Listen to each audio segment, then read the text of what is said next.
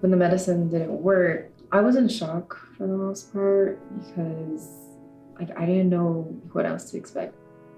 I was just under a lot of stress, especially, after thinking that I wasn't pregnant anymore or thinking that it worked.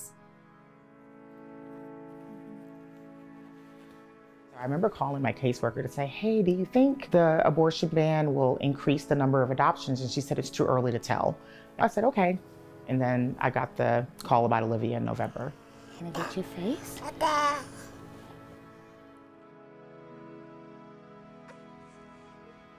know you might be cold. I'm gonna wrap you up. I'm gonna wrap you up.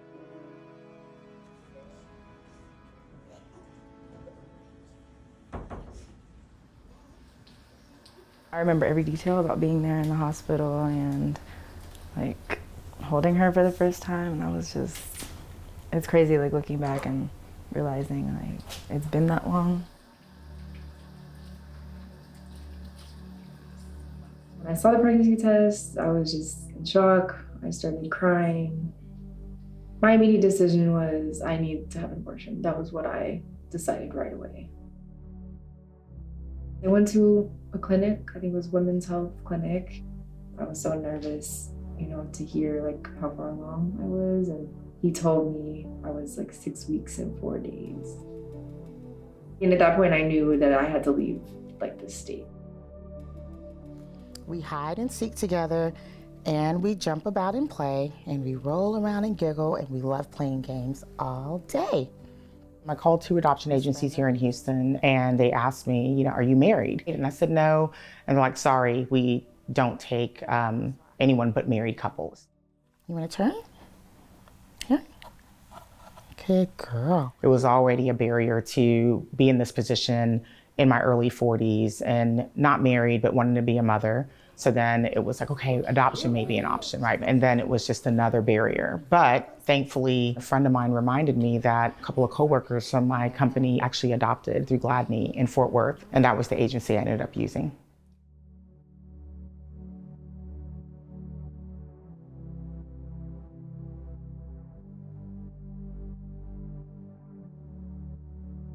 After they did the ultrasound, I remember seeing the look on the doctor's face, and he was like, I'm sorry, we can't go through with abortion. You're too far along for us to do it. And that's when it hit me right away that I was gonna have, my baby and stuff. And they had a lady there that was there to help, kind of like a counselor in a way. So I talked to her for a few minutes, and I told her I couldn't take care of the baby. Like I knew I wasn't gonna be able to. I chose Gladney because I already knew about them. I already knew about Gladney Adoption Center through my parents. I mean, as I grew up, my parents told me about Gladney and the fact that I was adopted when I was a baby. So I knew that they were the right place to go through. Tears today. No tears today. You got it, Bubba. You got it. We were kind of processing the call with Evelyn and her family. And I told my sister, I said, I hope she chooses me. If she doesn't, it's okay. I'll be matched with another family. I believe that everything works out for a reason. And literally 1 minute later, my caseworker called and said, Evelyn would like to choose you as the adoptive mom. And so I just started crying, and I felt like I won the lottery when I got the call that I was chosen. Tell me what happened. It was exciting, but then it also felt reaffirming, in that I knew that this was the path I was supposed to walk.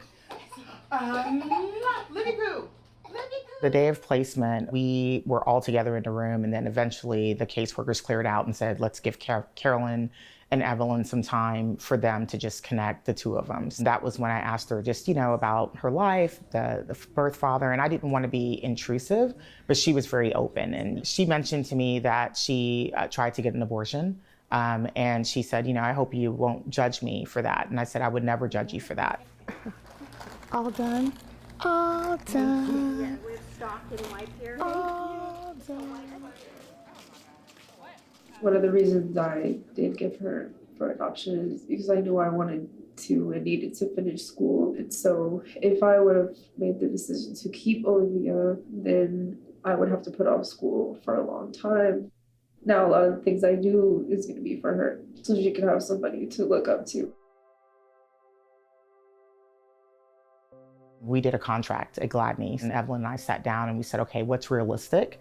She wanted to go to Prairie View, and I was like, okay, great, you'll be in Houston. And we both decided that October of this year would be the time that we wanted to meet up. And so we've been planning and waiting for this day since we made a commitment to each other, and we're gonna keep it. Who's that? Say cheese.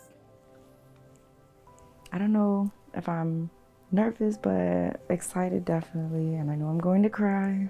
So seeing the pictures and videos of her growing up over the months, it's exciting to look at, but now I get to see her in person and hold her and touch her and hug her, so that really means a lot to me. Let me see. Let me check underneath the couch. Hey. Hey, there you go. Yep. You gonna stand up? You know, a child is supposed to be surrounded by love, no matter the lineage. And so what's beautiful about this is that because we did an open adoption, Olivia's gonna be surrounded by so much love. My family, Evelyn's family, Evelyn. Happy girl. Look at that happy girl. Aww. Her dimple is so cute. Ooh, girl. Aww, this is a smile. Yes, you're gonna have to start walking pretty soon. Look, there's Grandma.